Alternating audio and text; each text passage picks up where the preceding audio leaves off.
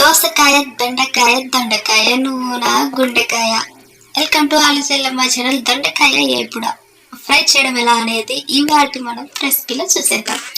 చాలా simple and ఈజీగా ఉంటుంది అనమాట.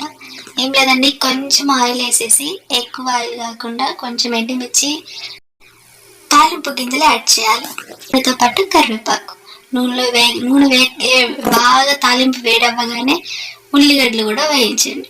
ఉల్లిగడ్డతో పాటు దొండకాయ ముక్కలు, కొంచెం పసుపు టక తిప్పేయండి. కాసేపు బాగా మంట తగిలి కొంచెం కలర్ చేంజ్ అవుతుంది అనమాట. ఆ టైంలో కొంచెం సాల్ట్ వేసేయండి. తగినంత ఉప్పు అంటే ఎంత పడితే అంత వేసారు కాదు, తగినంత ఉప్పు.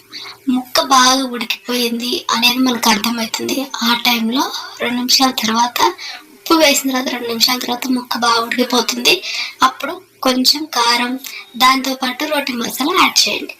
చకచకా తిప్పేయండి. 2 నిమిషాల పాటు ఉంచండి. దొండకాయ, దోసకాయ అన్నట్టు దొండకాయ ఫ్రై రెడీ అయిపోతుంది.